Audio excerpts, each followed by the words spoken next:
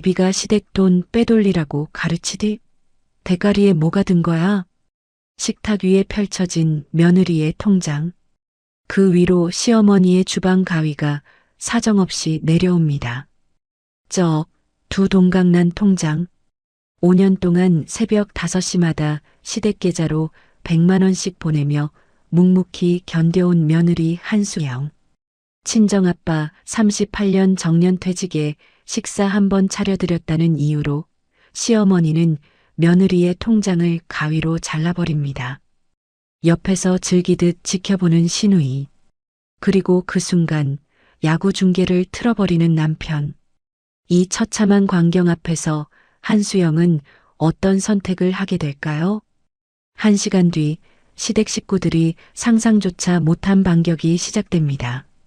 오늘의 사연 시작합니다. 안녕하세요. 저는 서울에 사는 34살 한수영입니다. 지방대를 졸업하고 중견기업에 입사해 7년째 대리로 일하고 있고 결혼한 지 5년 된 평범한 직장인이에요. 연봉 4,500만 원, 월 실수령 320만 원. 그중 절반 가까이가 매달 시댁으로 빠져나가는 게 제 결혼 생활이었습니다. 친정아빠 정년 퇴직 식사 한 번 차려드린 게 그렇게 큰 죄였을까요? 시어머니가 제 통장을 가위로 2동강 내던 그 밤, 저는 제 인생을 다시 쓰기로 결심했어요. 비슷한 일을 겪고 계신 분들께 조금이나마 용기가 되길 바라며 이 사연을 신청합니다. 매달 25일 새벽 5시, 저는 알람보다 먼저 눈을 뜨곤 했죠. 휴대폰을 켜고 가장 먼저 하는 일은 시댁 계좌로 100만 원을 보내는 일이었습니다. 이체 완료 화면을 확인하고 나서야 화장실로 들어가 세수를 하는 게 결혼 5년간의 아침 풍경이었어요. 그날도 어김없이 송금을 마치고 거울 앞에서 머리를 말리는데 식탁 위에 올려둔 휴대폰이 짧게 울렸습니다. 시어머니 윤정숙의 카카오톡이었죠. 아가, 이번 달 김장값 30만 원만 더 붙여라. 배추가 작년보다 많이 올랐다. 저는 드라이기를 끄고 한참을 그 메시지 위에 손가락을 올려두고 있었습니다. 네, 어머님. 점심시간에 보내드릴게요. 답장을 보내고 돌아서는데 안방에서 코를 골며 자고 있는 남편 최민재의 얼굴이 문틈 사이로 보였습니다. 회사 점심시간 구내식당에서 동기 박서연과 마주 앉아 된장찌개를 휘젓고 있는데 서연이 먼저 입을 열었어요.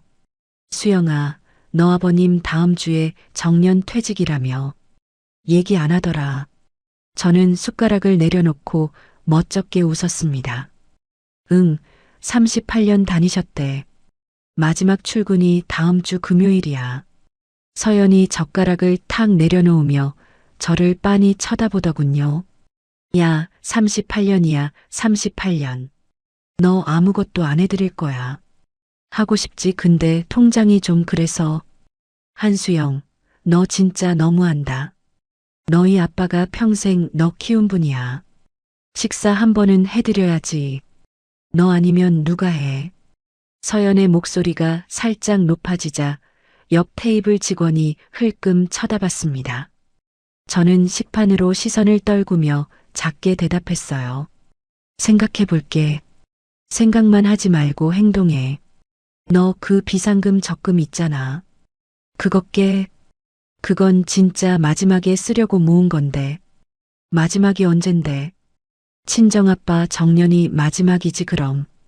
서연의 말이 가슴 어딘가를 콕 찌르고 들어왔습니다. 퇴근길 지하철 안에서도 그 말이 머릿속을 떠나지 않았죠. 집에 도착해 저녁상을 차리는데 게임 헤드셋을 낀 채 모니터를 노려보고 있는 최민재의 등이 보였습니다. 저는 행주를 식탁에 내려놓고 조심스럽게 다가갔어요. 민재야, 잠깐만 얘기 좀 해. 왜? 지금 한 판 남았어. 아빠 다음 주에 마지막 출근이야. 식사 자리 한번 마련하고 싶은데. 최민재는 모니터에서 눈도 떼지 않은 채 헤드폰 한쪽만 살짝 들어 올렸습니다. 당신 알아서 해. 근데 엄마한테는 말하지 마. 또 시끄러워져. 민재야, 알아서 하라니까. 아, 잠깐만, 죽었네, 진짜. 다시 헤드폰이 귀를 덮었고 모니터에서 총소리가 새어나왔습니다. 저는 식탁으로 돌아와 가족 단톡방을 열었어요. 시누이 최예린이 백화점에서 산 명품 가방 사진을 올려둔 게 가장 위에 떠 있었습니다. 엄마 생신 선물 미리 골랐어요. 어머니 좋아하실 것 같아서. 이모티콘 3개가 줄지어 찍혀 있었죠. 저는 휴대폰을 엎어놓고 한참을 식탁만 바라보고 있었습니다. 다음 날 점심시간 회사 근처 은행에 들어선 저는 번호표를 뽑고 한참을 망설였어요. 5년 동안 매달 10만 원씩 모아온 비상금 적금이었습니다. 창구 직원이 모니터를 확인하더니 안경 너머로 저를 쳐다봤어요. 고객님, 만기 2달 남았는데 정말 해지하시겠어요?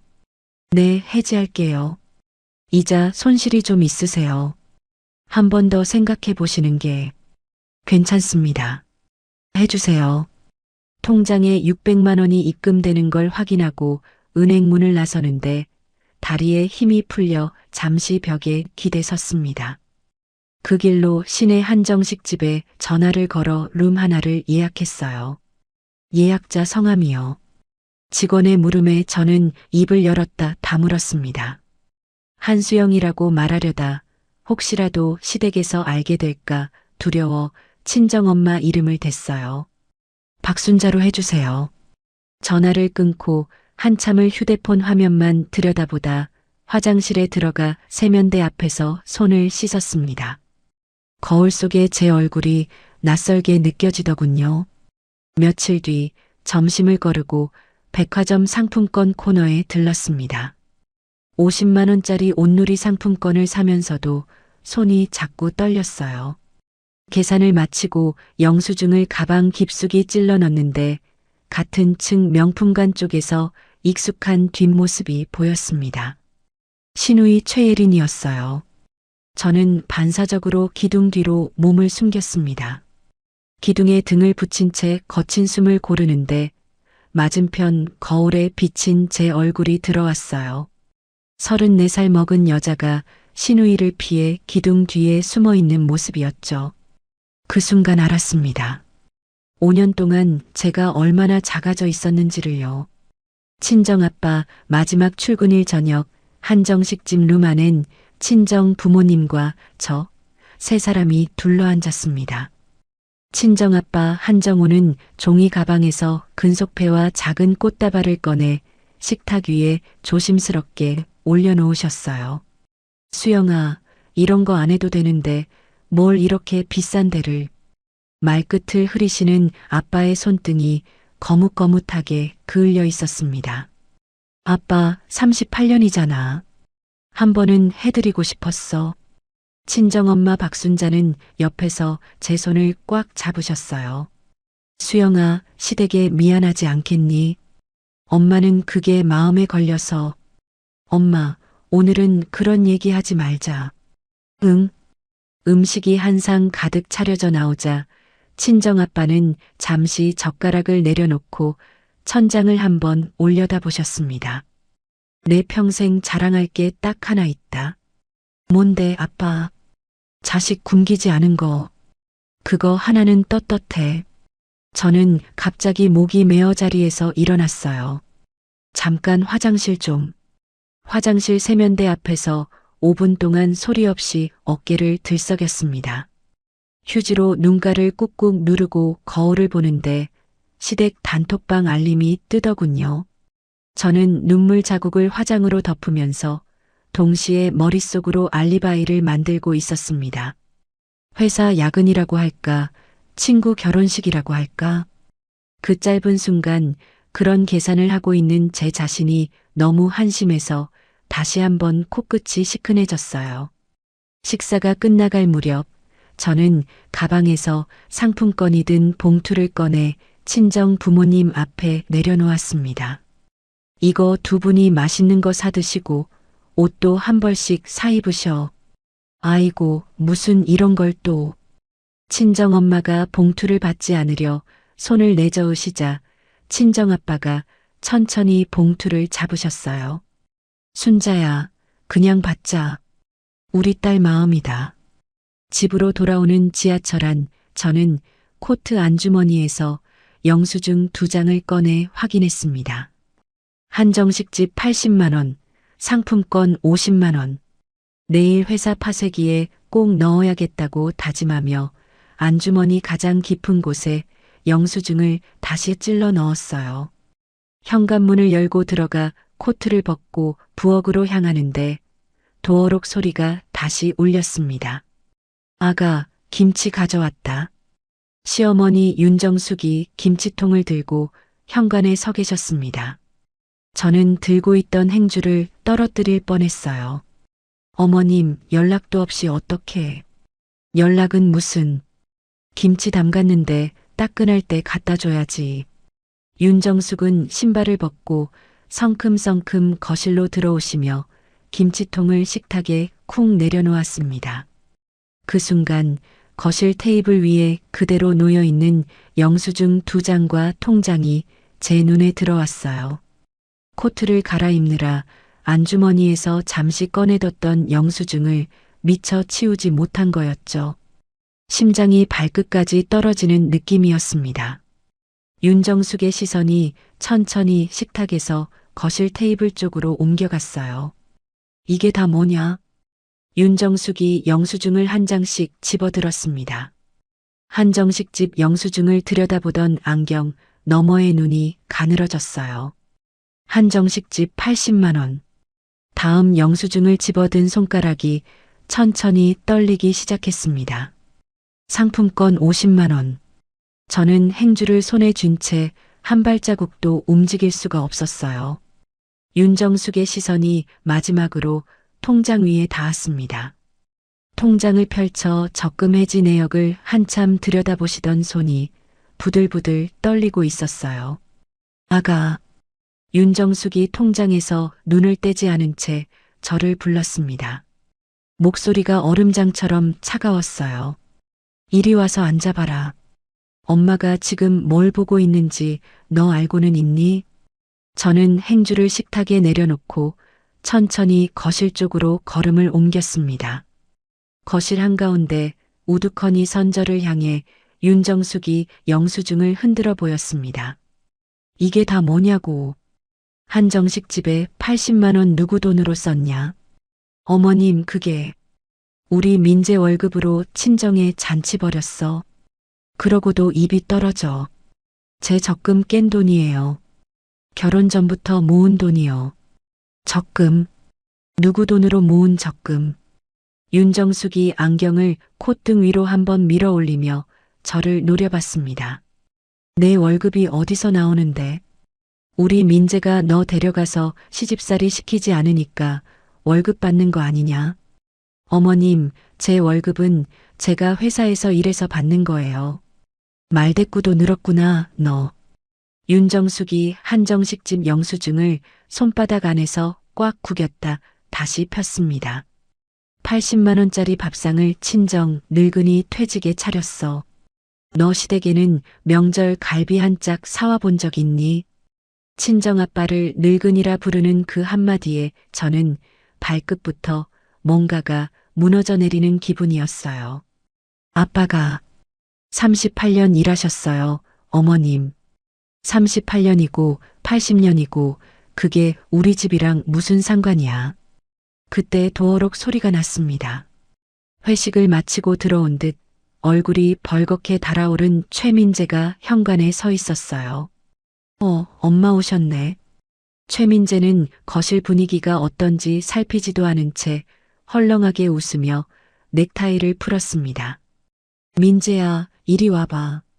너 이거 알고 있었니? 뭔데, 엄마?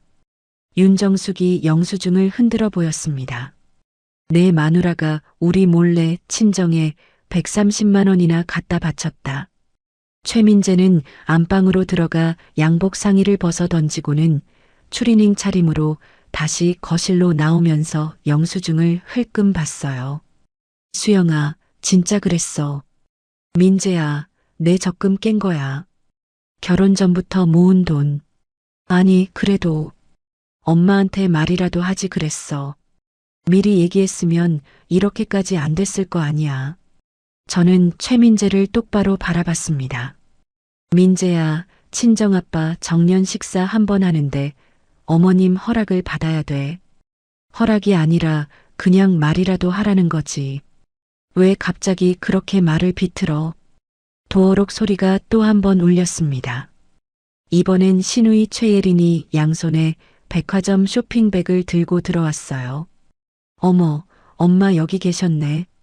어머니 백화점에서 만나기로 했었는데 안 오셔서. 거실 분위기를 한눈에 알아본 최예린의 입꼬리가 슬쩍 올라갔습니다. 새언니, 무슨 일 있어요? 분위기가 왜 이래? 아가씨, 별일 아니에요. 별일 아니긴 뭐가 별일 아니야. 윤정숙이 통장을 다시 집어들었습니다. 예린아, 이리 와서 봐라. 내 새언니가 600만 원짜리 적금 깨서 친정에 다 갖다 바쳤다. 최예린은 쇼핑백을 소파에 내려놓고는 팔짱을 낀 채 식탁 쪽으로 다가왔어요. 마치 연극이라도 보러 온 사람처럼 자세를 잡더군요. 어머, 새언니. 600만 원이나 모으셨어요. 대단하시다. 말투에 가시가 박혀 있었습니다.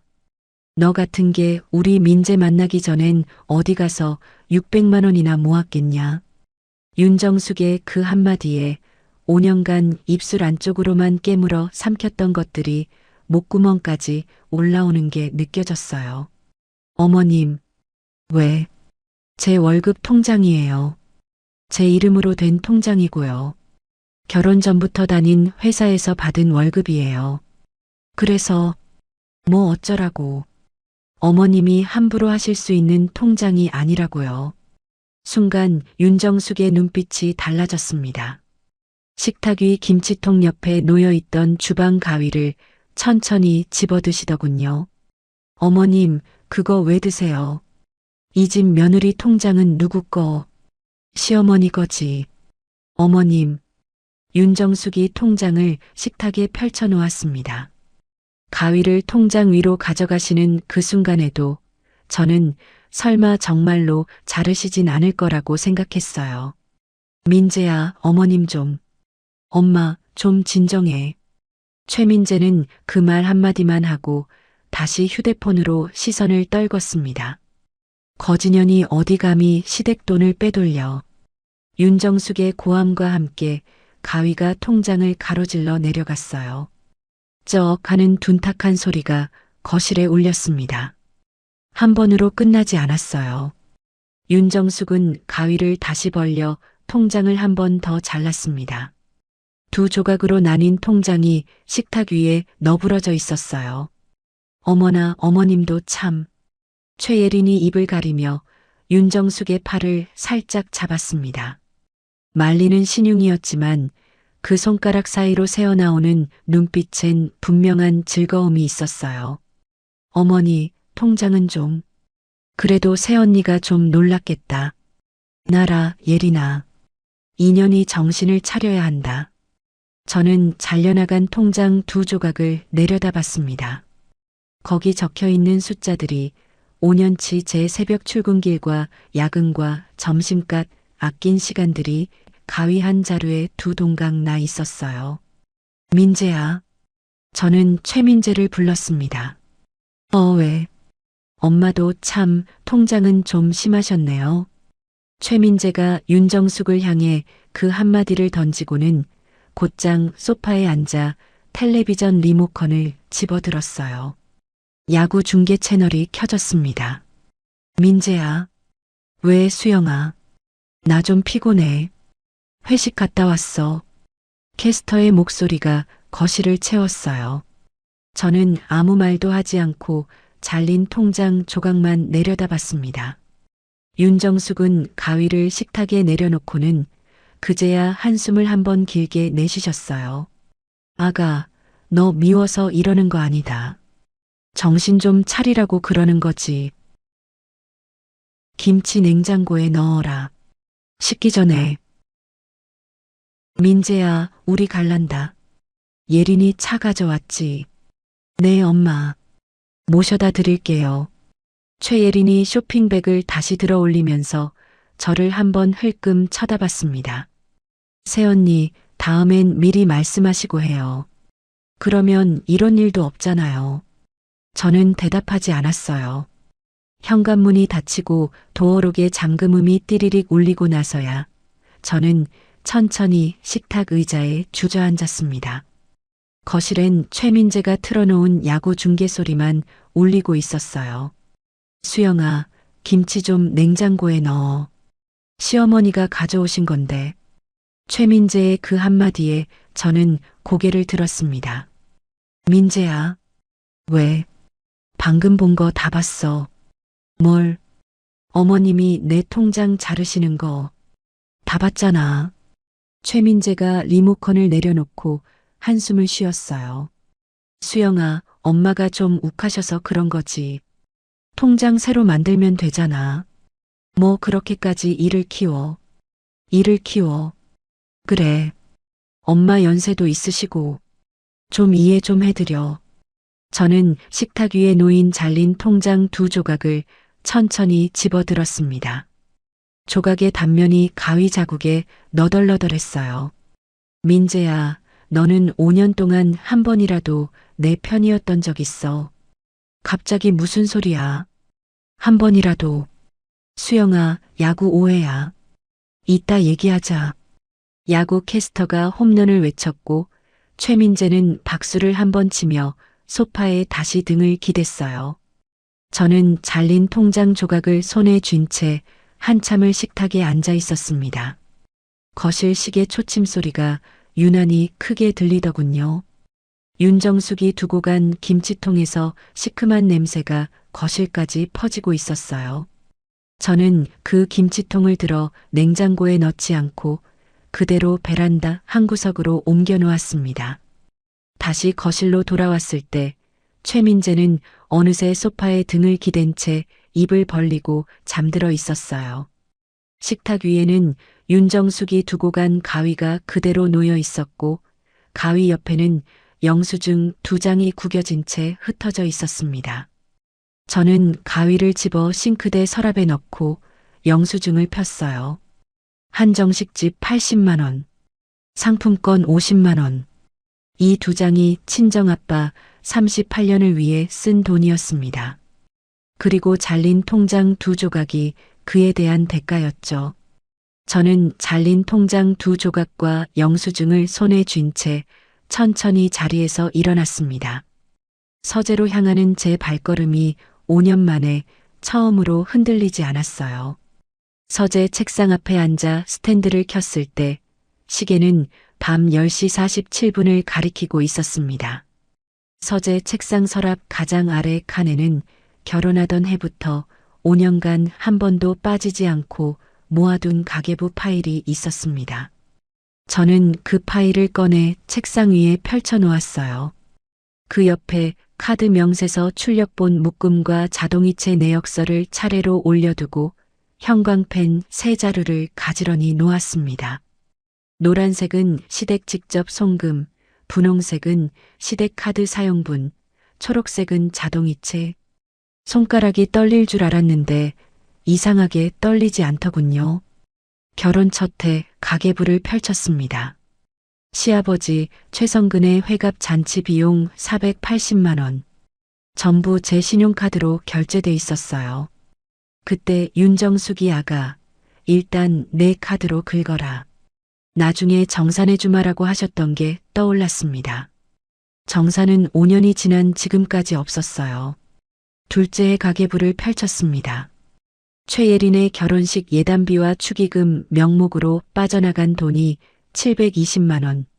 새언니 신우이 결혼식인데 좀 도와주셔야죠 라며 웃던 최예린의 얼굴이 명세서 위에 겹쳐 보였어요.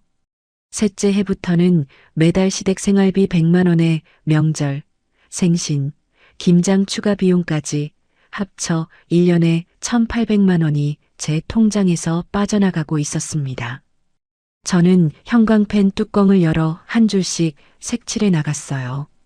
페이지마다 노란색과 분홍색과 초록색이 빼곡하게 들어찼습니다. 5년 동안 시댁으로 흘러간 돈을 합산기로 두드려 봤어요. 가족카드 사용분만 6,800만 원이 넘었고 자동이체와 송금까지 합치면 1억 원이 넘는 숫자가 액정에 찍혀 나왔습니다. 저는 그 숫자를 한참 동안 들여다봤어요. 1억. 5년간 제 손에서 시댁으로 흘러간 돈이 1억 원이었습니다. 제 명의로 발급해서 시댁 식구들에게 나눠준 가족카드가 2장이라는 사실도 새삼 확인했어요. 한 장은 윤정숙이 마트와 백화점 식품관에서 쓰는 카드. 다른 한 장은 최예린이 자기 신용카드인 줄 알고 통신비와 주유비를 결제하던 카드. 2장 모두 결제 책임은 전부 저한테 있었습니다. 자동이체 내역은 더 가관이었어요.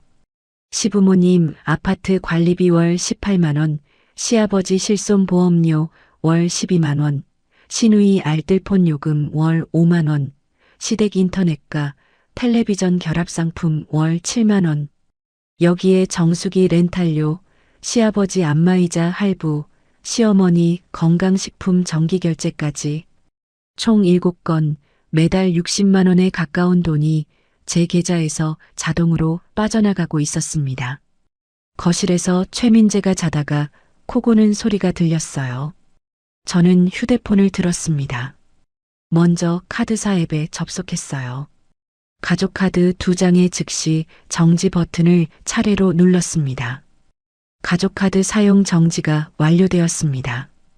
화면에 안내 문구가 떴어요. 손끝이 약간 저릿했습니다. 2번째 카드도 같은 방식으로 정지를 걸었어요. 정지 처리가 완료되었습니다. 문구가 뜰 때마다 식탁 위에서 두 동강나던 통장 소리가 머릿속에서 한 번씩 재생됐다 사라졌습니다. 다음은 주거래 은행 앱이었어요. 자동이체 내역을 하나씩 펼쳐 해제 신청을 했습니다. 아파트 관리비 해제, 실손보험료 해제, 알뜰폰 요금 해제, 결합상품 해제, 정수기 렌탈료 해제, 안마의자 할부 해제, 건강식품 정기결제 해제. 7건이 모두 해제되는데 30분이 걸리지 않았어요.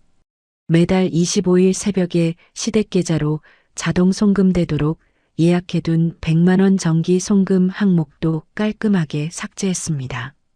마지막으로 비상금 통장에 남아있는 잔액을 친정엄마 박순자 명의 계좌로 전액 이체했어요.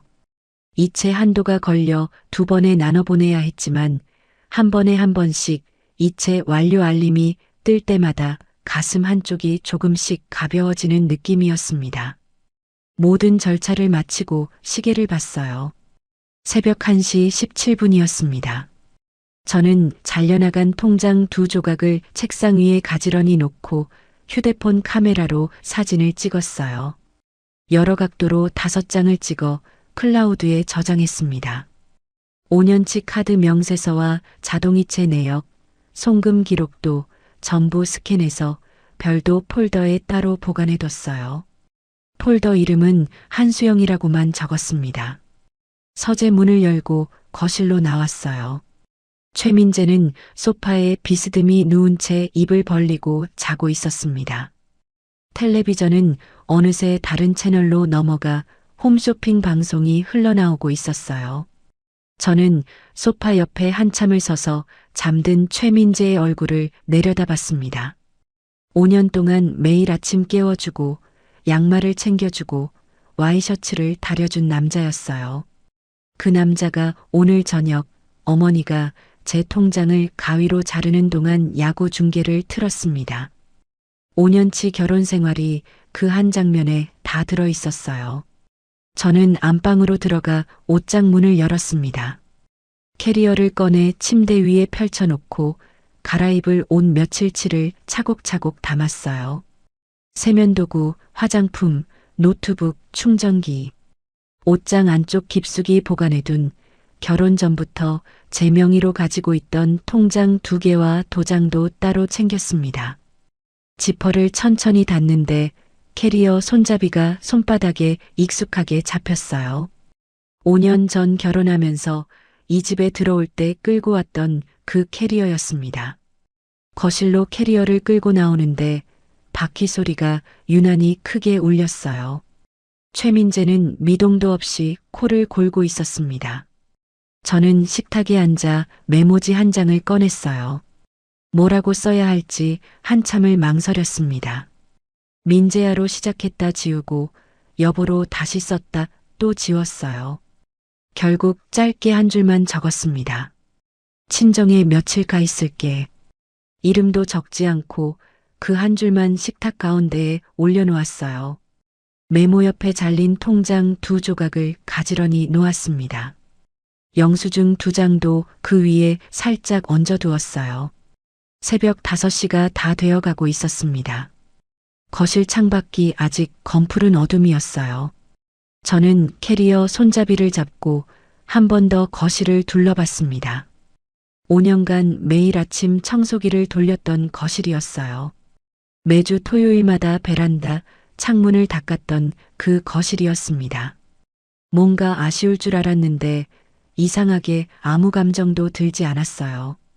도어록의 잠금음을 최대한 작게 누르고 현관문을 열었습니다. 복도 센서 등이 켜졌고 캐리어를 끌고 엘리베이터 앞으로 갔어요. 엘리베이터 안거울에 비친 제 얼굴을 봤습니다. 화장기 없는 얼굴이었지만 5년 만에 처음으로 표정이 없지 않았어요. 입꼬리가 살짝 올라가 있었습니다. 첫 차 시간에 맞춰 지하철역에 도착했어요. 이 시간에 지하철을 타본 게 언제였는지 기억도 나지 않았습니다. 지하철 안에는 새벽 청소를 마치고 퇴근하시는 분들과 첫 출근을 하시는 분들이 듬성듬성 앉아 계셨어요. 저는 캐리어를 옆에 세워두고 자리에 앉았습니다. 차창에 비친 제 모습을 한참 동안 들여다봤어요. 같은 시각 윤정숙은 그날 오전에 동네 친구들과 한식 뷔페에서 점심 약속이 있었습니다. 전날 늦게까지 며느리 흉을 본 게 개운하셨는지 일찍 잠자리에 드셨다고 나중에 들었어요. 최예리는 새벽까지 명품 가방 사이트를 들여다보다 다음 달 카드값으로 결제할 가방 2개를 장바구니에 담아두고 노트북을 덮었습니다. 물론 그 카드값이 어느 통장에서 빠져나가는지는 한 번도 진지하게 생각해 본 적이 없었죠. 저는 친정집 현관 앞에 도착해 도어록 비밀번호를 눌렀어요. 친정엄마 박순자가 부엌에서 미역국을 끓이는 냄새가 났습니다. 엄마, 수영아, 이 새벽에 무슨 일이야? 박순자가 앞치마에 손을 닦으며 현관으로 달려 나오셨어요. 캐리어를 본 박순자의 얼굴이 굳어졌습니다. 엄마, 나 며칠만 여기 있을게. 수영아, 너 무슨 일 있었어? 얼굴이 왜 이래? 엄마, 일단 미역국 한 그릇만. 박순자는 더 묻지 않으셨어요. 저를 데리고 식탁에 앉히시고는 따끈한 미역국 한 그릇을 떠다 주셨습니다. 숟가락을 잡는 손이 그제야 떨리기 시작했어요. 5년 만에 처음 먹어보는 친정엄마 미역국이었습니다. 다음 날 오전 11시 동네 한식 뷔페 입구에서 윤정숙은 친구 3명을 거느리고 당당하게 들어섰습니다. 매달 한 번씩 모이는 정기 점심 모임이었어요. 오늘은 정숙이 네가 산다며. 며느리 송금 들어오는 날 아니야. 친구 한 명이 윤정숙의 팔짱을 끼며 농담을 던졌습니다. 그럼 내가 산다. 며느리 잘 둬서 이 나이에 친구들 밥은 사줄 수 있지. 윤정숙이 어깨를 으쓱하며 자리에 앉으셨어요. 이날 점심 모임 이야기는 나중에 친정엄마 박순자가 동네 미용실에서 흘려듣고 와 저에게 전해주신 거였습니다. 식사를 마치고 계산대 앞에 선 윤정숙은 가족 카드를 자신만만하게 내밀었어요. 4명이요. 직원이 카드를 단말기에 긁었습니다. 삑 하는 소리와 함께 거절 문구가 떴어요. 고객님, 승인이 안 되네요. 다시 한번 해드릴게요. 그럴 리가. 한도 1,000만 원짜리야. 직원이 다시 카드를 긁었지만 결과는 같았습니다. 카드 정지로 떠요, 고객님. 윤정숙의 얼굴이 단번에 시뻘개졌어요. 정지. 이 카드가 왜 정지가 돼? 다른 단말기로 해봐. 뒤에 줄 서 있던 손님들이 수군대기 시작했습니다. 친구 3명이 어색하게 서로 눈치를 살폈어요. 정수가 됐다. 내가 낼게. 친구 중 한 명이 본인 카드를 꺼내 결제를 마쳤어요. 윤정숙은 식당 문을 나서면서 양손이 부들부들 떨고 계셨다고 합니다. 정수가 며느리한테 전화 한 통 해봐. 무슨 사정이 있나 보다. 친구의 말에 윤정숙은 차에 올라타자마자 휴대폰을 꺼내 들었어요. 같은 시각 저는 친정집 거실 식탁에서 친정엄마가 차려주신 늦은 아침을 먹고 있었습니다. 따끈한 흰밥과 미역국, 어제 저녁에 박순자가 무친 시금치나물이 한 상에 놓여 있었어요. 식탁 위에 엎어둔 휴대폰이 부르르 떨기 시작했습니다. 화면을 들어보지 않아도 누구인지 알 수 있었어요. 수영아, 전화 안 받아도 되니? 친정아빠 한정우가 신문을 접으며 물으셨습니다. 네, 아빠. 안 받을게요. 휴대폰은 끊겼다 다시 울리기를 반복했어요. 박순자는 그 화면을 곁눈으로 한번 보시고는 미역국 한 그릇을 더 떠다 주셨습니다. 같은 시각 강남의 한 카페에서 최예리는 친구 2명과 브런치를 먹고 있었어요. 샐러드 한 접시와 아메리카노 2잔이 식탁 위에 놓여 있었습니다. 휴대폰 화면에 문자 하나가 떴어요. 통신요금 미납 안내. 발신 정지 예정. 뭐야 이거. 최예린이 친구에게 휴대폰 화면을 보여줬어요. 예린아, 너 요금 안 냈어. 그럴 리가 없는데. 자동이체로 빠지는데. 전화를 걸어보려는데 통화 시도 자체가 막혀 있었습니다. 당황한 최예린이 친구의 휴대폰을 빌려본가에 전화를 걸었어요. 윤정숙이 받자마자 신경질을 부리셨습니다. 엄마, 내 휴대폰이 정지됐어. 무슨 일이야? 예린아, 너 가족카드도 정지됐다. 뭐? 내 새언니가 카드 다 정지시켰어. 내 카드도. 새언니가. 내가 지금 어디 한식 뷔페에서 망신을 당하고 나왔다. 친구 카드로 밥값 냈다. 엄마, 잠깐만. 최예린이 친구의 휴대폰을 꽉 쥔 채 카페 한쪽으로 자리를 옮겼습니다. 같은 시각 시아버지 최성근은 단골 약국에서 매달 받는 처방약을 들고 계산대 앞에 서 계셨어요. 12만 3천 원이요, 할아버지. 최성근이 가족카드를 내밀었습니다. 약사가 단말기에 카드를 긁었어요. 어르신, 카드가 안 되네요. 그럴 리가. 우리 며느리 카드인데. 한 번 더 해드릴게요. 다시 거절이 떴습니다. 어르신, 다른 카드 있으세요? 없어. 이거 하나야. 최성근은 약 봉지를 손에 쥔 채 한참을 약사 앞에 서 계셨어요. 평생 며느리 카드로만 약을 받아가시던 분이 결국 약을 받지 못한 채 빈손으로 약국을 나오셨습니다. 약국 앞 벤치에 앉아 한참을 한숨을 쉬시던 최성근은 떨리는 손으로 휴대폰을 꺼내 며느리 번호를 누르셨어요. 평생 처음으로 며느리에게 직접 거시는 전화였습니다.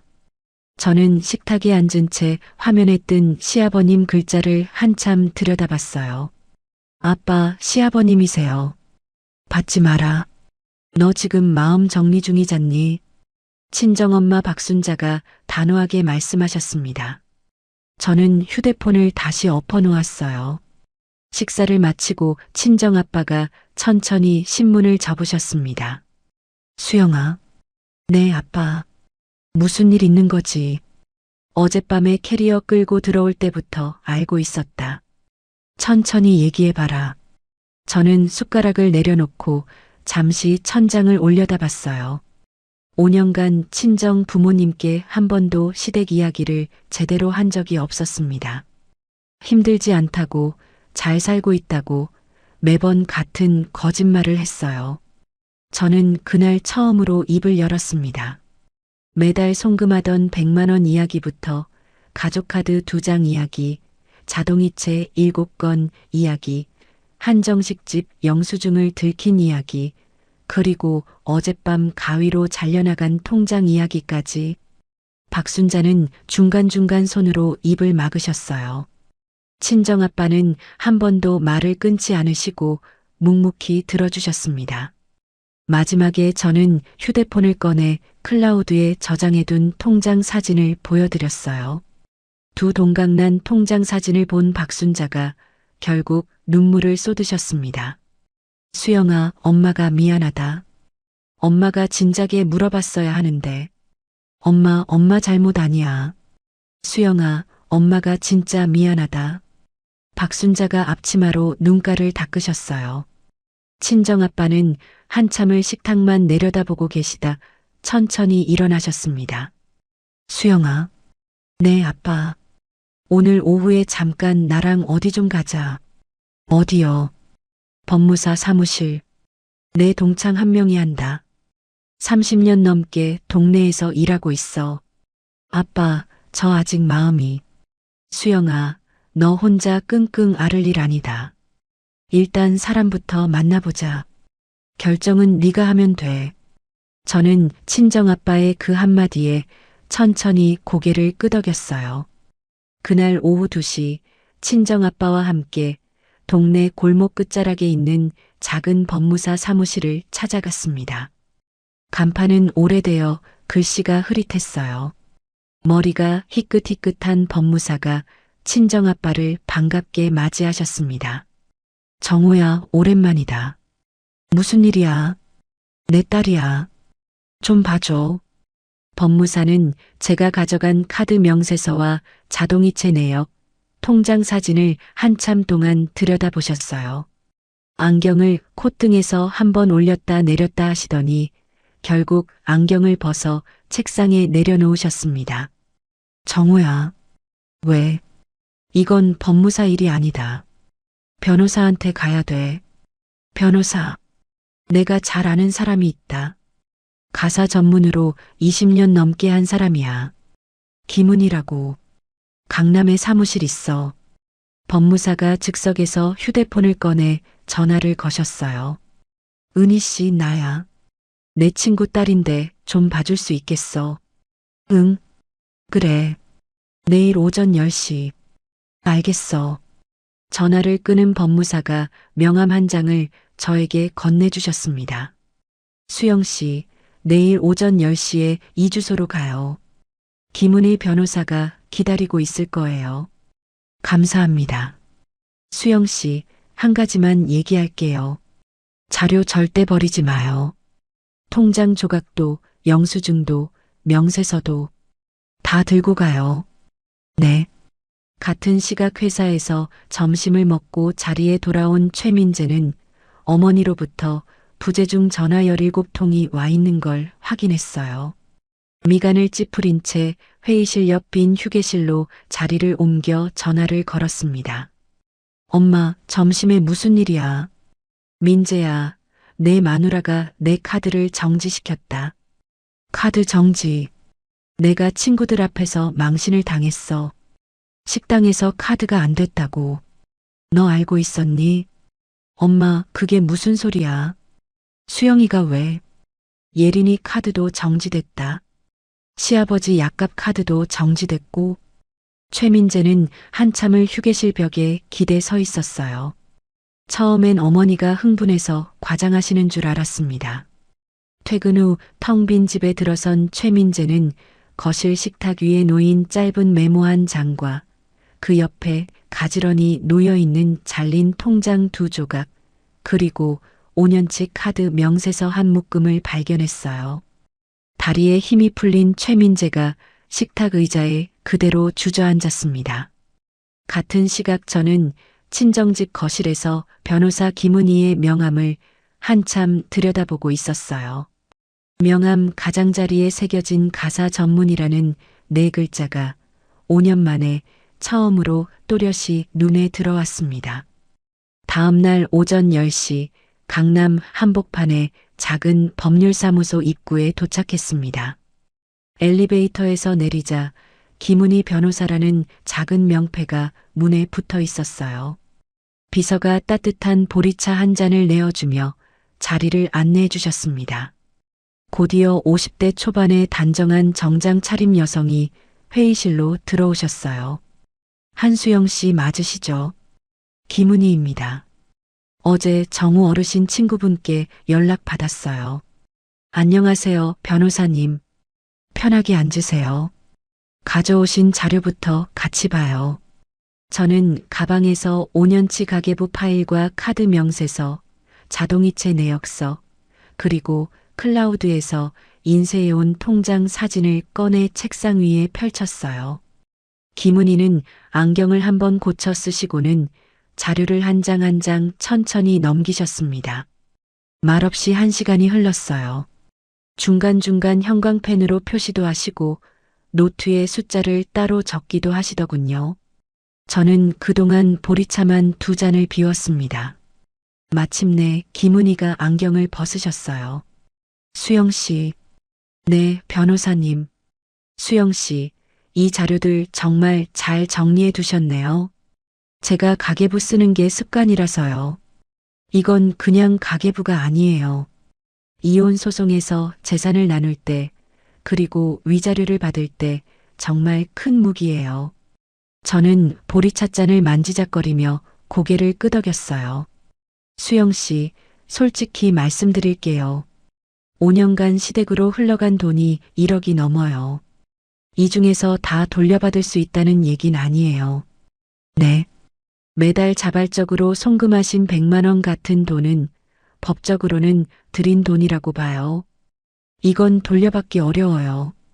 그렇겠죠. 그런데 가족카드는 달라요. 카드 명의자가 수영 씨고 결제 책임도 수영 씨한테 있어요. 시어머님과 시누이가 사용한 6,800만 원 중에서 수영 씨가 명시적으로 동의하지 않은 지출분은 돌려받을 여지가 있어요. 동의하지 않은 지출이요. 네. 예를 들어 시누이분이 본인 통신비와 차량 유지비를 수영 씨 카드인 줄 모르고 썼다고 하셨죠. 이건 수영 씨가 동의해드린 적이 없는 거예요. 시어머님이 마트에서 쓰신 것 중에서도 친정 동생분께 보내는 선물값으로 쓰신 부분이 있다면 그것도 마찬가지예요. 네. 자동이체 7건은요. 명목이 분명해요. 시아버님 보험료, 시누이 통신비, 시댁 관리비. 이건 누가 봐도 시댁 식구가 책임져야 할 돈을 수영 씨가 대신 낸 거예요. 이혼 시 위자료 산정할 때 결정적인 증거가 돼요. 저는 책상 위에 놓인 자료들을 한 번 더 내려다봤어요. 변호사님. 네. 제가 이혼을 결심한 게 아니라 이혼이 가능한지 알아보러 온 거예요. 알아요, 수영 씨. 결정은 천천히 하셔도 돼요. 그런데 한 가지만 여쭤볼게요. 5년간 한 번이라도 제 편을 들지 않은 남편이 이 상황을 알게 된다고 해서 갑자기 달라질까요? 김은희가 잠시 펜을 내려놓고 저를 똑바로 바라보셨어요. 수영 씨, 그건 제가 답해드릴 수 없는 질문이에요. 다만 제가 가사 사건만 20년 넘게 한 사람으로서 말씀드리면 5년간 변하지 않은 사람이 사건 하나로 변하는 경우는 거의 못 봤어요. 하지만 변할 수도 있어요. 사람이니까요. 다만 수영 씨가 그 가능성에 다시 5년을 걸 만한 가치가 있는 사람인가, 그건 수영 씨가 판단하시는 거예요. 저는 한참을 입술을 깨물었어요. 변호사님, 일단 자료는 다 맡겨두고 갈게요. 며칠 안에 결정해서 다시 연락드릴게요. 좋아요. 천천히 생각하세요. 회의실을 나서면서 저는 5년치 자료를 김은희 변호사 책상 위에 그대로 두고 일어섰어요. 가방이 한결 가벼웠습니다. 그날 오후 회사로 복귀해 점심시간에 옥상으로 올라갔어요. 박서연이 먼저 와 난간에 기대 담배를 피우고 있었습니다. 야, 너 담배 끊었다며. 한 대만. 너 듣고 나면 더 피우고 싶어질 것 같아서. 저는 어제부터 오늘 오전까지 있었던 일을 서연에게 처음부터 끝까지 들려줬어요. 서연은 담배 한 대를 다 태울 때까지 한마디도 하지 않다. 마지막에 입을 열었습니다. 한수영. 왜? 너 이제까지 진짜 잘 참았다. 근데 지금부터는 너 자신을 위해서 한 발자국도 양보하지 마. 알았지? 서연아. 잠깐 줄 게 있어. 서연이 가방에서 작은 메모지 한 장을 꺼내 저에게 건넸어요. 우리 사촌 언니가 여성 상담 단체에서 일해. 거기 번호야. 변호사 비용이 부담스러우면 도와줄 수 있는 데가 있다고 하더라. 서연아. 왜 울어, 바보야. 저는 옥상 난간을 잡고 한참을 어깨를 들썩였습니다. 5년 동안 누구한테도 약한 모습을 보인 적이 없었어요. 서연이 등을 가만히 두드려줬습니다. 같은 시각 회사 본사 옆 빈 회의실에서 최민재는 어머니의 전화를 받고 있었어요. 민재야, 너 어떻게 좀 해봐. 그년 친정으로 도망갔다며. 엄마, 일단 좀 진정하세요. 제가 수영이랑 얘기해 볼게요. 진정이 되겠냐? 내 카드도 잘렸지. 예린이 카드도 잘렸지. 내 아버지 약값도 못 받았다. 엄마, 목소리 좀. 민재야, 너 당장 처가에 가서 수영이 데려와라. 친정 부모가 부추기는 거 아니냐? 엄마, 내 말 안 들리니? 당장 가. 회의실 문틈으로 어머니의 고함이 새어나가 복도를 지나던 동료들이 흘끔거리기 시작했다고 합니다. 그날 저녁 최민재는 처음으로 처가에 찾아왔어요. 도어록 벨이 울리자 친정엄마 박순자가 인터폰 화면을 확인하시고 친정아빠를 부르셨습니다. 여보, 사위 왔어요. 친정아빠는 신문을 천천히 접으시고 자리에서 일어나셨어요. 수영아, 너는 방에 들어가 있어라. 아빠, 저도 같이. 아빠가 먼저 만나마. 너는 좀 쉬고. 저는 안방으로 들어가 문을 살짝 열어두었습니다. 현관에서 최민재의 목소리가 들렸어요. 아버님, 안녕하세요.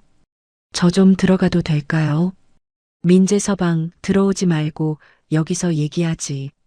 아버님, 내 딸 며칠 더 여기 있을 거다. 아버님, 제가 직접 만나서 얘기해야 할 것 같아서요. 민재 서방. 네. 자네 어머니부터 자니가 정리하시지. 그 다음에 내 딸 만나러 와도 늦지 않아. 아버님, 그게. 오늘은 돌아가시지. 현관문이 닫히는 소리가 작게 났습니다. 저는 안방 문틈으로 친정아빠의 뒷모습을 봤어요. 5년 동안 사위 앞에서 늘 웃기만 하시던 분이 처음으로 등을 곧게 펴고 계셨습니다. 그날 밤 친정 거실에서 박순자가 쌍화차를 끓여주셨어요. 따끈한 잔을 두 손으로 감싸 쥔 채 저는 친정 부모님 앞에 마주 앉았습니다. 엄마, 아빠. 왜 수영아? 저 이혼하고 싶어요. 박순자가 잔을 놓치실 뻔하다 한 손으로 잡으셨어요. 친정아빠는 한참을 보리차만 들여다보다 천천히 고개를 끄덕이셨습니다. 박순자가 한참 만에 입을 여셨어요. 수영아. 네, 엄마. 엄마는 네가 결정한 거면 무조건 내 편이다. 엄마. 우리 딸이 이렇게 늦게라도 결정한 거 다행이라고 생각한다. 더 늦었으면 어쩔 뻔했냐. 박순자의 손이 제 손을 꽉 잡으셨습니다. 다음 날 오전 회사 1층 로비에서 최예린이 저를 기다리고 있었어요. 새언니, 잠깐 얘기 좀 해요. 저는 시계를 한번 보고는 1층 카페테리아 가장 사람이 많은 자리로 최예린을 안내했습니다. 자리에 앉자마자 최예린이 입을 열었어요. 새언니, 제 카드 좀 풀어주세요. 통신비도 안 내줘서 휴대폰이 정지됐어요. 아가씨, 네. 저는 가방에서 5년치 카드 명세서 사본 한 부를 꺼내 식탁 위에 올렸어요. 최예린이 명세서를 한 장씩 넘겨봤습니다. 표정이 점점 굳어졌어요. 이게 다 제가 쓴 거예요. 네. 이거 오빠 카드 아니었어요. 제 카드였어요. 가족 카드로 발급해드린 거였고요. 최예린의 손가락이 명세서 마지막 장에 멈췄어요. 합계 1200만 원이 굵게 인쇄돼 있었습니다. 새언니, 저는 진짜 몰랐어요. 몰랐다는 말, 5년 동안 한 번도 명세서 안 보셨다는 뜻이죠. 아가씨, 카드 정지 풀어달라는 얘기는 어머님이나 오빠한테 가서 하세요. 저는 결정했어요. 저는 명세서를 다시 가방에 집어넣고 자리에서 일어났어요. 회사 정문을 나서며 휴대폰을 꺼내 김은희 변호사에게 짧은 문자 한 통을 보냈습니다.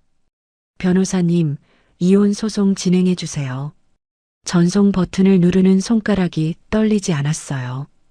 그날 저녁 친정으로 돌아오는 지하철에서 저는 처음으로 부동산 앱을 열어봤습니다. 회사 근처 작은 투룸 오피스텔 매물을 검색해 봤어요. 캐리어 하나로 시작할 수 있는 작은 공간들이 화면에 차곡차곡 떴습니다. 5년 만에 처음으로 제가 살 곳이 머릿속에 또렷이 그려지기 시작했어요. 일주일이 지난 토요일 오후 친정집 거실에서 박순자와 함께 호박전을 부치고 있었습니다. 오랜만에 친정 부모님 두 분이 좋아하시는 반찬을 만드는 중이었어요. 기름 냄새가 거실까지 퍼지고 있을 때 도어록 벨이 한 번도 아니고 3번 연달아 울렸습니다. 박순자가 앞치마를 두른 채 인터폰 쪽으로 가셨어요. 여보, 이리 와봐요. 친정아빠가 인터폰 화면을 보시더니 표정이 굳어졌습니다. 화면 안에는 윤정숙을 필두로 최성근, 최예린, 그리고 최민재까지 4명이 좁은 복도에 빼곡하게 서 있었어요. 수영아, 너는 부엌에 좀 있어라. 아빠, 제가 만나야 돼요. 네가 만나도 돼. 난 아빠 옆에 앉아 있어. 알았지. 친정아빠가 현관문을 여셨습니다. 윤정숙이 신발을 벗는 둥 마는 둥 거실로 성큼성큼 들어오셨어요. 사부인. 네, 사돈. 며느리 교육 좀 똑바로 시키세요. 어디 시댁 카드를 멋대로 정지시키냐고. 박순자는 손에 든 행주를 식탁에 내려놓으셨습니다. 사부인, 일단 앉으세요.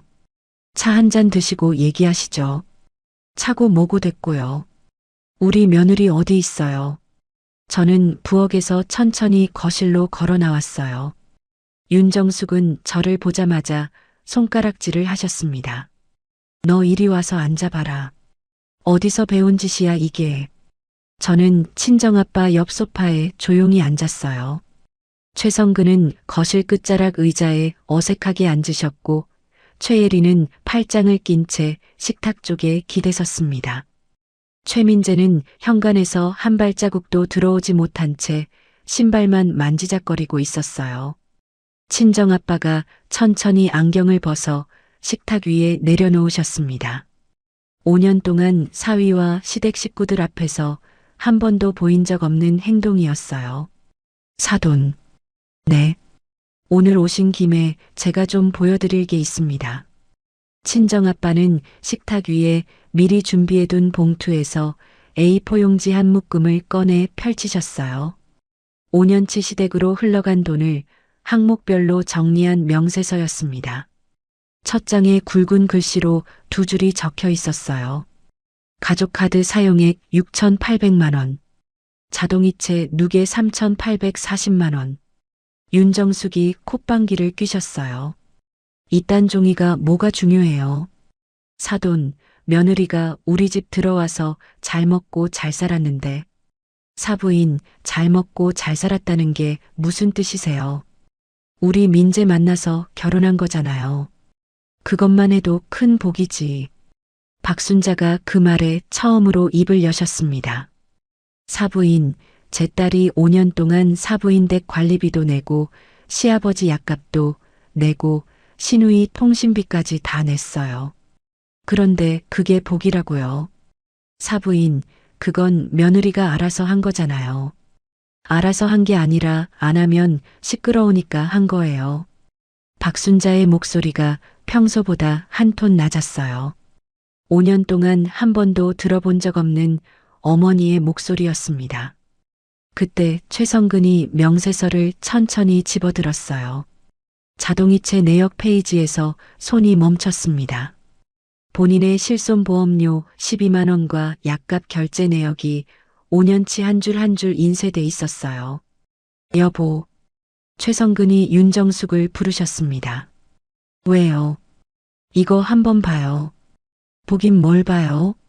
사돈집에서 우리 위신 깎아내리는 종이 쪽지를. 여보, 한 번만 봐요. 최성근의 목소리에 평소와 다른 무게가 실려 있었어요. 윤정숙이 마지못해 명세서를 받아드셨습니다.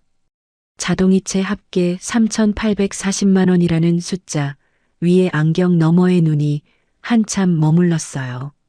그 순간 친정아빠가 안주머니에서 다른 봉투 하나를 더 꺼내셨습니다. 봉투를 식탁 위에 천천히 올려놓으셨어요. 민재 서방, 이리 와서 앉지. 네, 아버님. 최민재가 처음으로 거실 안쪽으로 들어와 식탁 끄트머리에 앉았습니다. 친정아빠가 봉투에서 서류 한 묶음을 꺼내셨어요. 이혼소송 소장 사본이었습니다. 거실 공기가 순식간에 얼어붙었어요. 최민재가 떨리는 손으로 서류를 집어들었습니다. 아버님, 이게 뭐예요? 민재 서방이 직접 읽어봐라. 최민재가 첫 장을 펼쳐 읽어 내려가는 동안 윤정숙이 자리에서 벌떡 일어나셨어요. 이혼. 이게 무슨 헛소리야. 사돈, 이건 너무하시는 거 아니에요. 사부인. 친정아빠가 윤정숙을 똑바로 바라보셨습니다. 제 딸 통장을 가위로 자르신 일이 너무한 거예요. 아니면 이혼 소장이 너무한 거예요. 통장 그거 잠깐 욱해서 그런 거지. 그 정도로 이혼까지 가요. 사부인. 박순자가 다시 입을 여셨어요. 제 딸이 친정아빠 정년 식사 한 번 차렸다고 거지년이라고 욕먹었어요. 사부인이 직접 하신 말씀이에요. 내가 언제. 수영이가 다 들었어요. 5년 동안 묵묵히 다 들었어요. 윤정숙의 얼굴이 시뻘개졌습니다. 최민재가 서류에서 눈을 떼지 못한 채 떨리는 목소리로 입을 열었어요. 수영아, 왜 민재야? 진짜 이혼까지 가야 돼. 내가 다 잘못했고 엄마도 사과하실 거야. 민재야, 한 번만 다시 생각해줘. 저는 최민재의 눈을 똑바로 바라봤습니다. 민재야, 5년 동안 단 한 번이라도 내 편에 서준 적 있어. 수영아, 그건 단 한 번이라도. 최민재가 입을 다물었어요. 거실에는 호박전 부치던 기름이 식어가는 소리만 작게 들렸습니다. 윤정숙이 갑자기 가슴을 부여잡으셨어요. 어머, 나 심장이 어지러워. 박순자가 그 모습을 보시고는 곧장 휴대폰을 집어드셨습니다. 119 부를게요. 사돈. 아, 됐어요. 됐다고요. 윤정숙이 자세를 후다닥 고쳐 앉으셨어요. 박순자는 휴대폰을 든 채로 한참을 윤정숙을 내려다보셨습니다. 거실에 있던 모두가 그 어색한 침묵을 말없이 지켜봤어요. 최예린이 마지막 카드를 꺼내듯 입을 열었습니다. 새언니, 네 아가씨, 우리 오빠 생각도 좀 해주세요. 오빠도 마음 아파요. 저는 최예린을 바라봤어요. 아가씨, 네. 오빠가 5년 동안 저한테 어떻게 했는지 아가씨가 제일 잘 아시잖아요. 아닌가요? 최예린이 시선을 내리깔았습니다. 5년 동안 친정 본가에 드나들면서 오빠가 동생들 모임에 빠지지 않고 나가는 동안 올케가 혼자 시댁 김장을 준비하는 모습을 가장 가까이서 본 사람이 최혜린이었어요. 그 말에 더 이상 대꾸할 말이 없었습니다. 친정아빠가 천천히 자리에서 일어나셨어요. 사부인, 사돈, 그리고 민재서방, 예린 아가씨. 네 사람이 모두 친정아빠를 올려다봤습니다. 이제 그만 돌아가시지요. 사돈, 우리는 아직. 사부인. 친정아빠의 목소리가 처음으로 단호하게 끊으셨어요. 오늘은 여기까지 합시다. 더 얘기할 게 있으시면 변호사를 통해서 하시지요. 김은혜 변호사 명함은 소장에 다 적혀 있습니다. 최성근이 먼저 자리에서 일어나셨습니다. 윤정숙의 팔을 잡으셨어요. 여보, 갑시다. 여보, 아직 얘기 안 끝났어요. 갑시다, 정수가. 최성근이 윤정숙의 이름을 부르신 건 결혼 후 처음 듣는 일이었어요. 윤정숙이 마지못해 자리에서 일어나셨습니다. 현관까지 가는 동안 윤정숙은 한 번 더 저를 돌아보셨어요. 너 두고 보자. 너 같은 며느리는 어디 가서도 못 산다. 저는 대답하지 않고 그 자리에 그대로 앉아 있었습니다. 도어록 잠금음이 작게 울렸어요. 거실에는 박순자와 친정아빠 그리고 저만 남았습니다. 박순자가 한참 만에 부엌으로 가시더니 새로 호박전 반죽을 풀어 부치기 시작하셨어요. 기름이 다시 지글거리는 소리가 거실을 채웠습니다. 친정아빠가 식탁 위에 흩어진 서류들을 한 장씩 다시 봉투에 정리해 넣으셨어요. 수영아. 네, 아빠. 잘했다. 아빠는 너 5년 동안 한 번도 못 도와줘서 미안하다. 아빠, 그런 말 하지 마세요. 저는 친정아빠 옆에 다가가 어깨를 살짝 기댔습니다. 박순자가 부엌에서 따끈한 보리차를 한 잔 끓여 거실로 들고 오셨어요. 수영아, 이거 마셔. 속 따뜻해진다. 저는 두 손으로 잔을 감싸 쥐었습니다. 5년 만에 처음으로 집이라는 단어가 어디를 가리키는지를 다시 생각하게 됐어요. 거실 창밖으로 늦은 오후 햇살이 길게 들어오고 있었습니다. 이혼 소송이 정식으로 접수된 다음 주 월요일 회사 인사팀 차장님과 면담을 신청했습니다. 40대 후반의 단정한 차장님은 제 이야기를 끝까지 듣고 한참을 책상만 내려다보셨어요. 한대리. 네, 차장님. 솔직히 말해봐요. 회사 다닐 수 있겠어요? 네, 다닐 수 있습니다. 승진 평가도 다음 달이에요. 본인 업무는 흔들리지 않게 잡아줄 수 있겠어요? 네, 흔들리지 않겠습니다. 차장님이 고개를 끄덕이셨어요. 한대리, 회사 차원에서 도울 수 있는 부분은 도울게요. 재판 일정 때문에 휴가 필요하면 미리 얘기하고요. 다만 동료들 사이에 소문 돌지 않게 본인이 좀 조심해 주세요. 감사합니다, 차장님. 자리로 돌아오는 길에 다리에 힘이 풀려 잠깐 비상계단에 앉았어요. 5년 동안 회사에서는 늘 결혼 잘한 며느리로 알려져 있었습니다. 그 가면을 벗는 게 생각보다 무거웠어요. 그 주 금요일 오후 김은희 변호사 사무실에서 첫 조정 사전 미팅이 잡혔어요. 회의실에 들어서니 시댁 측 변호인이 먼저 도착해 있었습니다. 50대 후반의 머리가 희끗희끗한 노련한 인상의 남성 변호사였어요. 안녕하세요. 박정환 변호사입니다. 김은희 변호사입니다. 박정환은 자리에 앉자마자 안경을 한번 고쳐 쓰셨어요. 김 변호사님, 단도직입적으로 갑시다. 사모님께서 5년간 시댁에 송금하신 돈은 자발적으로 드린 거잖아요. 이건 돌려달라고 할 수 있는 돈이 아니에요. 김은희는 펜을 가지런히 책상 위에 내려놓으셨습니다. 박 변호사님, 자발적인 송금 부분은 저희도 다투지 않아요. 그건 명백히 드린 돈이죠. 그럼 뭘 다투시는 건가요? 가족카드 사용분과 자동이체 7건이에요. 박정환이 가져온 서류를 한 장 넘기셨어요.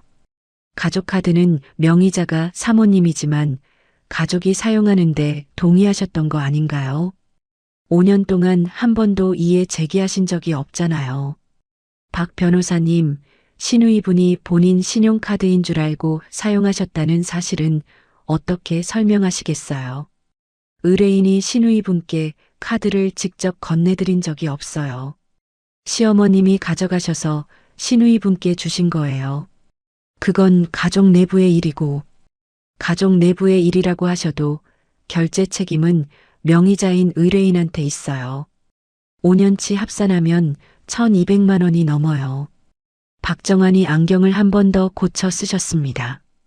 저는 옆에서 두 변호사의 대화를 들으며 양손을 가지런히 무릎 위에 모으고 있었어요.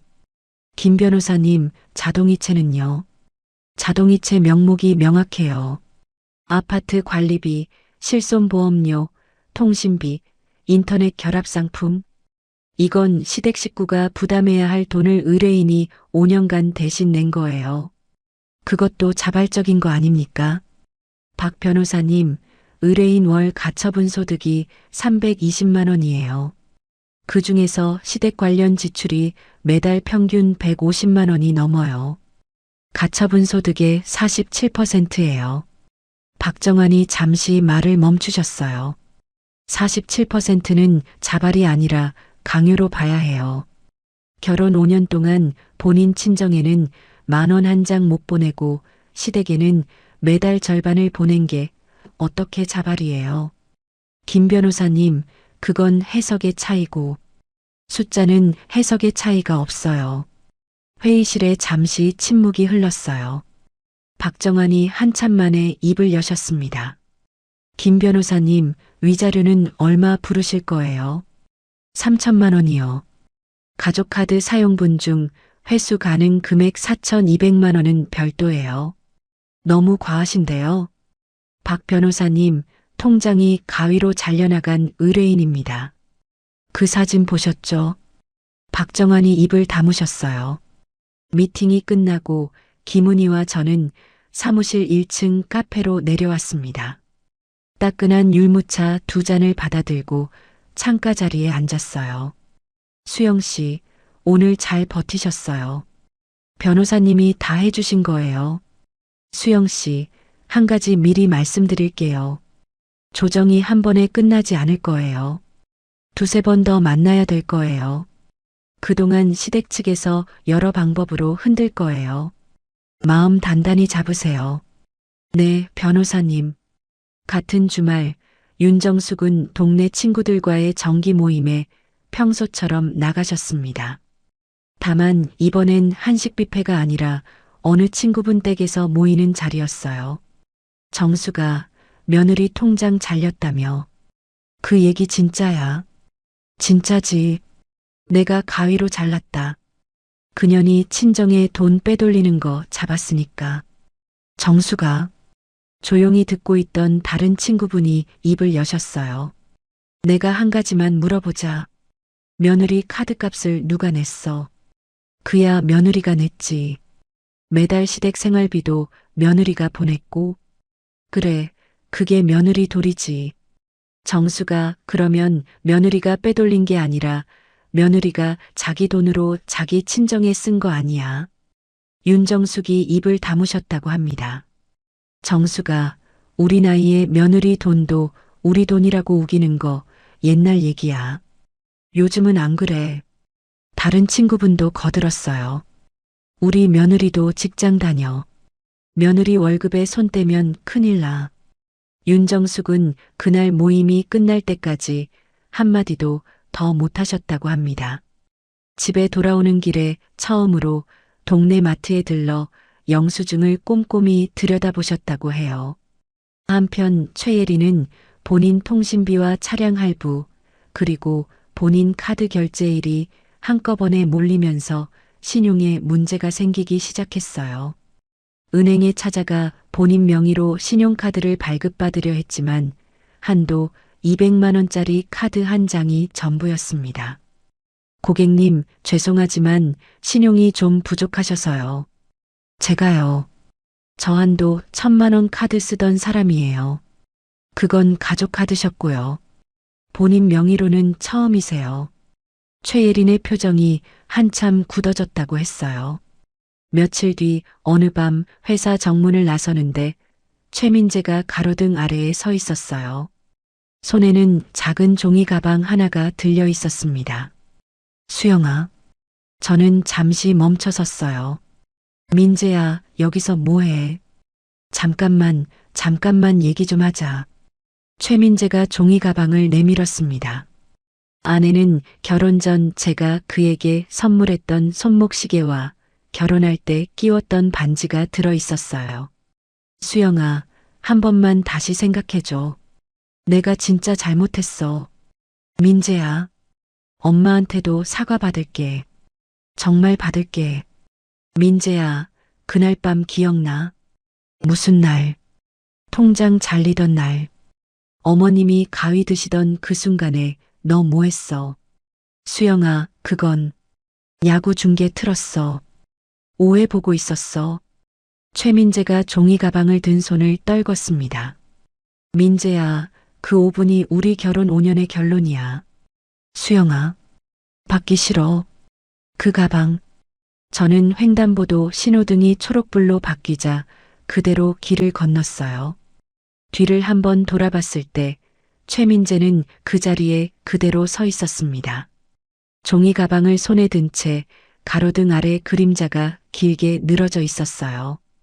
다음 달 정식 조정 기일에 박정환은 위자료 1,000만 원과 현 거주 아파트 보증금 절반 반환이라는 안을 들고 나오셨어요. 김은희는 가족카드 사용분 회수 4,200만 원과 위자료 3,000만 원, 그리고 5년치 공동재산 형성분에 대한 정당한 분할을 역으로 제안하셨습니다. 두 번 더 추가 조정이 이어졌어요. 마지막 조정날 시댁 측은 결국 김은희의 안을 약간 수정한 수준에서 합의에 응했습니다. 위자료와 카드 회수 합산해서 6,500만 원, 아파트 보증금 절반 반환. 합의서에 서명을 해야 하는 마지막 단계에서 윤정숙이 펜을 집어들지 않으셨어요. 여보, 나는 못해요. 정수가. 이게 무슨 며느리야. 시어머니한테 돈을 받아가. 최성근이 처음으로 윤정숙의 손을 잡으셨습니다. 정수가. 왜요? 그만하자. 여보, 우리 잘못 많이 했다. 그만하자. 윤정숙이 한참을 입술을 깨물다 결국 펜을 집어들어 아들 최민재에게 건네셨어요. 최민재가 떨리는 손으로 서명을 마쳤습니다. 저는 그 모습을 옆에서 묵묵히 지켜봤어요. 조정이 성립된 날 저녁 변호사 사무실 1층 카페에서 친정 부모님과 마주 앉았습니다. 따끈한 율무차 3잔이 식탁 위에 놓여 있었어요.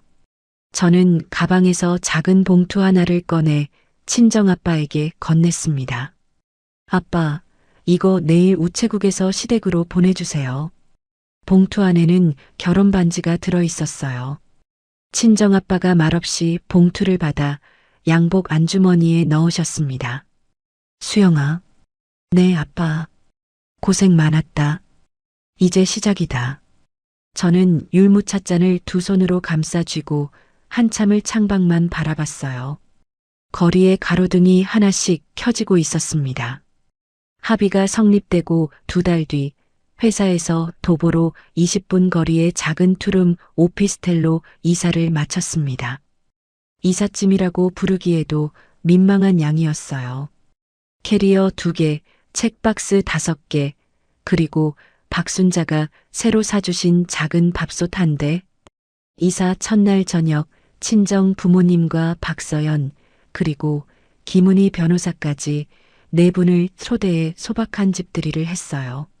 식탁이라고는 2 사람이 마주 앉으면 꽉 차는 작은 원형 테이블이 전부여서 5명이 둘러앉으니 어깨가 서로 닿을 정도였습니다. 수영아, 좁아서 어떡하니? 박순자가 미역국 그릇을 식탁에 올리며 말씀하셨어요. 엄마, 좁아도 좋아. 좋다고. 응, 진짜 좋아. 박서연이 잡채 한 젓가락을 입에 넣으며 끼어들었어요. 한수영, 너 이거 잡채 직접 만든 거야. 엄마가 만들어주신 거야. 역시 너 요리 솜씨는 5년 동안 안 늘었구나. 야, 박서연. 김은희가 옆에서 조용히 웃으셨어요. 수영 씨, 이렇게 웃는 거 처음 봐요. 변호사님, 정말 감사해요. 감사는요. 수영 씨가 다 한 거예요. 자료 다 정리해 놓으신 거. 저는 옆에서 거들기만 했어요. 친정아빠 한정호가 양복 안주머니에서 흰 봉투 하나를 꺼내 식탁에 올려놓으셨습니다. 수영아. 네, 아빠. 이거 보태라. 이게 뭔데? 퇴직금에서 좀 떼어놨다. 보증금에 보태. 아빠, 이거 두 분 노후 자금이잖아. 수영아. 네. 38년 일한 돈, 딸한테 한 번 쓰는 게 노후 자금 잘 쓰는 거다. 그러니까 받아. 저는 봉투를 양손으로 받아들었어요. 봉투가 생각보다 두툼했습니다. 박순자가 옆에서 눈가를 살짝 닦으셨어요. 여보, 그만 좀 우셔. 아니에요. 안 울어요. 눈물 닦으시면서 안 우신다고요. 박서연이 그 말에 큰 소리로 웃었습니다. 그날 밤 손님들이 모두 돌아가고 저는 작은 거실 바닥에 앉아 빈 그릇들을 한참 동안 들여다봤어요. 설거지를 하고 행주를 짜서 식탁을 닦는 그 동작 하나하나가 5년간 시댁 김치통을 매주 닦던 그 동작과는 전혀 다른 무게로 다가왔습니다. 몇 주 후 회사에서는 하반기 인사평가가 시작됐어요. 차장님이 직접 저를 불러 승진평가 대상자 추천 명단에 올렸다고 알려주셨습니다. 한 대리, 본인 업무 흔들리지 않게 잡아달라고 했죠. 그 약속 지켰어요. 감사합니다, 차장님. 자리로 돌아오는 길에 박서연이 옆구리를 쿡 찔렀어요. 야, 한수영. 너 이혼하면서 사람이 달라진 게 아니라 원래 너로 돌아온 거야. 무슨 소리야? 너 입사할 때 봤어. 그때 너 진짜 똑똑하고 야무졌어. 결혼하고 좀 흐릿해졌더라. 이제 다시 또렷해졌어. 박서연. 왜? 고맙다. 가시나 별말을 다 한다. 한편 시댁에서는 카드 정지와 자동이체 해제, 그리고 합의금 지급이 한꺼번에 겹치면서 매달 들어가던 60만 원에 가까운 고정비를 최성근의 국민연금과 윤정숙의 적금에서 직접 충당해야 하는 상황이 되었습니다. 윤정숙은 결혼 5년 만에 처음으로 동네 마트 영수증을 들여다보며 가계부를 쓰기 시작하셨어요. 배추 한 포기 값이 작년보다 얼마나 올랐는지, 두부 한 모가 어느 마트가 더 싼지를 직접 비교하기 시작하셨다고 합니다. 이 이야기는 박순자가 동네 미용실에서 우연히 듣고 와 저에게 전해주신 거였어요. 최예리는 본인 통신비를 본인이 내기 시작했고 차량 할부도 본인 카드로 옮긴 뒤로는 더 이상 SNS에 명품 가방 사진을 올리지 않게 됐다고 합니다. 친구들 사이에서 예린이 요즘 좀 조용해졌다는 말이 돈다고 박서연이 전해줬어요. 최민재는 합의 후 처음으로 혼자 살게 됐어요. 새벽에 일어났을 때 와이셔츠가 다려져 있지 않고 회사 가는 길에 양말이 짝짝이로 신겨져 있다는 사실을 발견했을 때 5년간 자신이 무엇을 누리며 살았는지를 천천히 깨닫기 시작했다고 합니다. 그 깨달음이 너무 늦었다는 것도요. 이 이야기는 합의 후 한 달이 지난 어느 날 최민재가 직접 저에게 보낸 긴 문자 안에 들어 있었어요. 저는 그 문자를 끝까지 읽고는 답장 없이 휴대폰을 엎어두었습니다. 그로부터 한 달 뒤 어느 토요일 오후 친정 부모님을 모시고 결혼 전에 자주 갔던 한강변 작은 식당에서 늦은 점심을 먹었어요. 친정아빠가 평소보다 말씀이 많으셨습니다. 수영아. 네, 아빠. 아빠가 동네 도서관에서 자원봉사 시작했다. 도서관에서요. 아이들 책 정리해주고 가끔 옛날 책 보수도 해주고. 재미있다. 아빠, 잘 어울려요. 38년 동안 부품만 만들었더니 책 만지는 게 새롭다. 박순자가 옆에서 처음으로 큰 소리로 웃으셨어요. 5년 만에 처음 듣는, 입을 가리지 않고 활짝 웃으시는 어머니의 웃음소리였습니다. 저는 그 소리를 한참 동안 들었어요. 식당 창밖으로 한강이 햇빛에 반짝이고 있었습니다. 그날 저녁 오피스텔로 돌아온 저는 책장 가장 아래 칸에 보관해둔 작은 나무 상자 하나를 꺼냈어요. 상자 안에는 잘려나간 통장 2조각이 들어 있었습니다. 가위 자국이 그대로 남아있는 종이 조각이었어요. 저는 그 2조각을 한참 동안 손바닥 위에 올려두었습니다. 처음엔 버릴까도 생각했어요. 태워버릴까도 생각했고요. 그런데 끝내 버리지 못했어요. 저는 베란다 화분 옆 작은 책상 위로 그 상자를 옮겨두었습니다. 버리는 게 아니라 간직하는 거야. 혼잣말이 작은 거실에 작게 울렸어요. 5년 동안 며느리로 산 시간이 잘려나간 게 아니라 그 시간이 있어서 지금의 한수영이 있는 거라고 생각하기로 했습니다. 다음 주 월요일 아침 회사 출근길 지하철 안에서 휴대폰을 켰어요. 박서연이 보낸 메시지가 떠 있었습니다. 한수영 대리 말고 이제부터 한수영 과장 후보로 부른다. 이모티콘이 3개나 붙어 있었어요. 저는 지하철 손잡이를 잡은 채 작게 웃었습니다. 5년 만에 출근길에 웃은 게 처음이었어요. 그날 오후 회사 점심시간, 사내 카페테리아 창가 자리에 앉아 따끈한 아메리카노 한 잔을 손에 쥐었습니다. 창밖으로 11월의 햇살이 길게 들어오고 있었어요. 매달 25일 새벽 5시에 일어나 시댁 계좌로 100만 원을 송금하던 한수영은 더 이상 없었습니다. 가족카드 명세서를 시댁 식구들에게 다 나눠주고 본인은 잔액이 비어있던 한수영도 더 이상 없었어요.